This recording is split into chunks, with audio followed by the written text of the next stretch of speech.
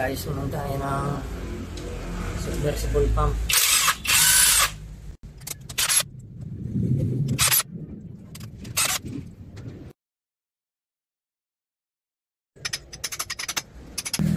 Dun sa pinagtanggalan po nito, nagbe-break yung circuit breaker niya pag ni-on. Ilang segundo mag-trip ang breaker. Hindi siya nakakaikot ang motor tapos walang lumalabas na tubig. Tapos nung nabuksan na namin ito, matagal na. Ngayon nakabili na tayo ng pyesa. Ikakabit na natin. Ang capacitor ng 2 horsepower, dalawa na.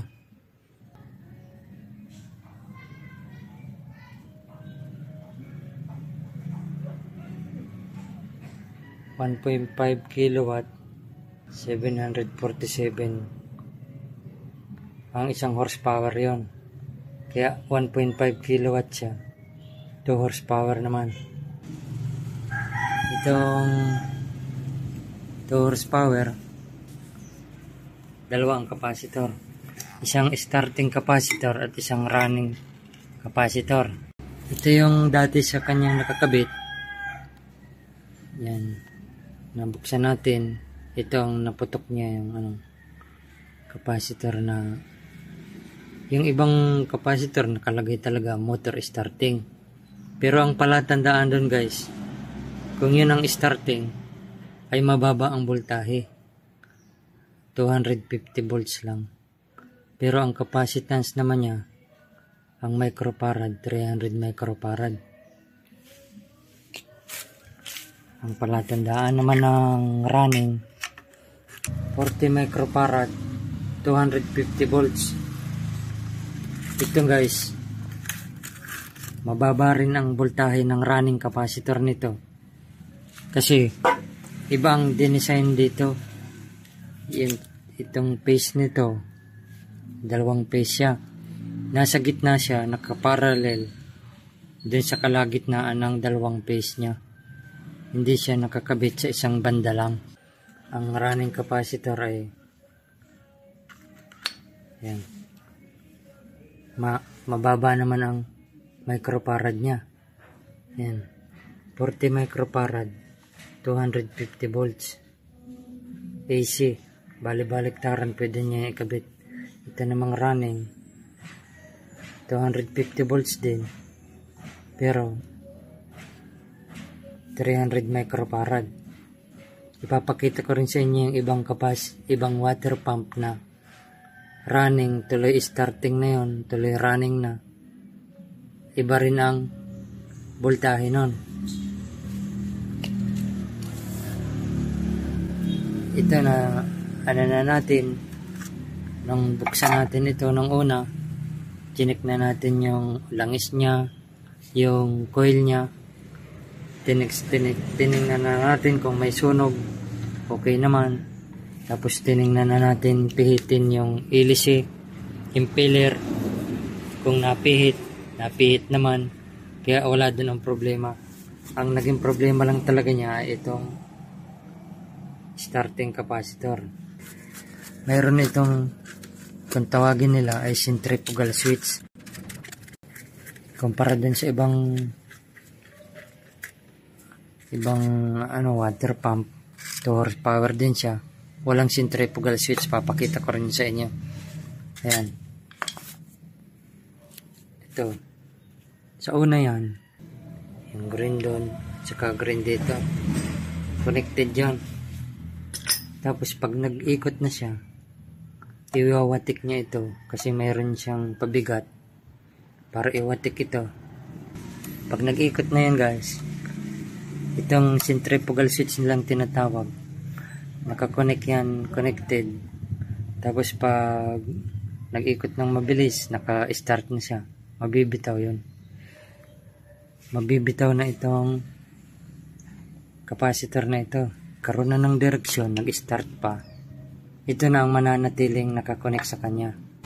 Yung starting coil niya ay matulong na rin yon sa running. Magiging dalawang coil na ang gumagana.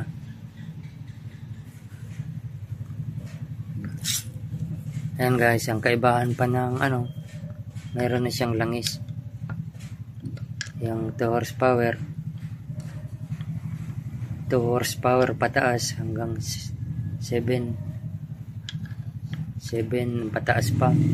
May langis na yung mga submersible. Ayan.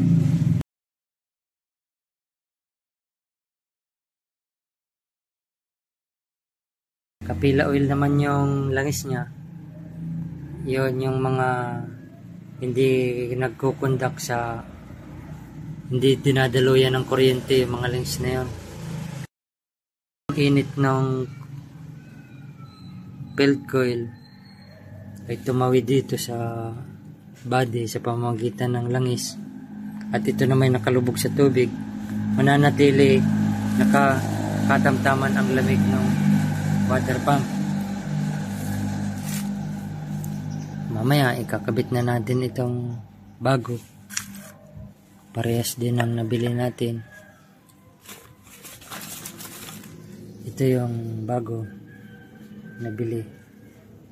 Yan.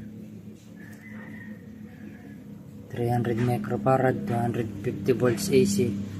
Dito may madali ang mabutas dito. Para in case na magsira yung capacitor, dun puputok. So malapit madaling mabutas. Kasi kung wala yung mas madaling mabutas, puputokin niya yung body niya. Ito naman yung 1 horsepower. May bubuksan din natin. Papakita namin sa inyo kung anong pagkakaiba.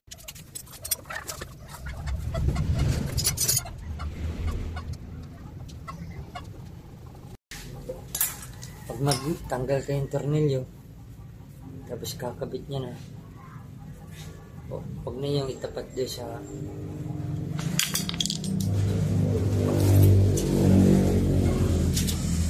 itapat sa butas ng water pump, kasi kung mahulog yun doon sa loob,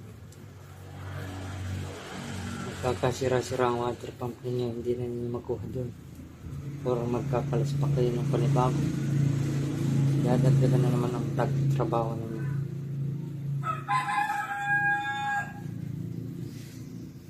Gawak ng tornilyo, ganito.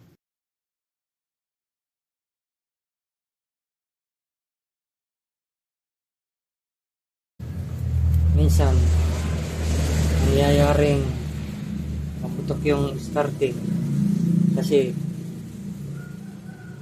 hindi niya kayang pihitin yung hélice. Kapag yun ay lagyan ng bagot-but, tinatawag na bagot-but yung mga latak, mga layak-layak, mga dumi na putol-putol, maliliit, nagbabara sa hélice, hindi maka-start. Itong 250 volts, itong magiging load kasi napakalaki ng mga coil dito, kayang tumulay ng mas malakas na kuryente. Ito ang magiging load.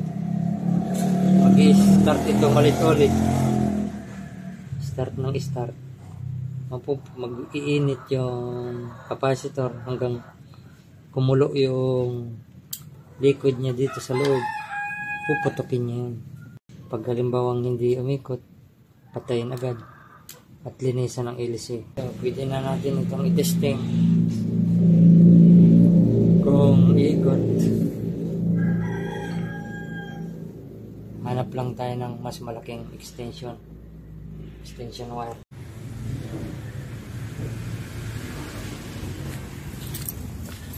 Ito guys, yung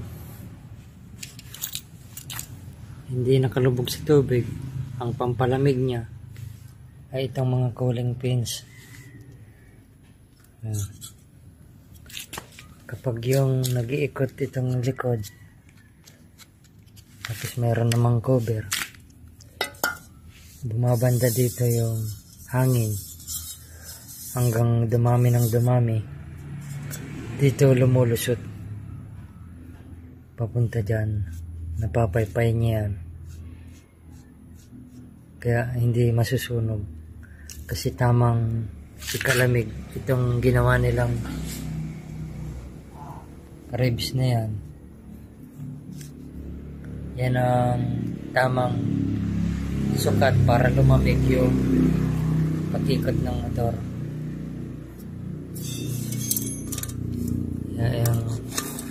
Kaya ito ay napakahalaga, yung pan na yan. Kasi kung alsan mo naman mayroon ng pan, alsan mo naman itong cover, hindi na rin yan mapapaypay. Dito lang ng ikot-ikot ang hangin, walang papunta doon.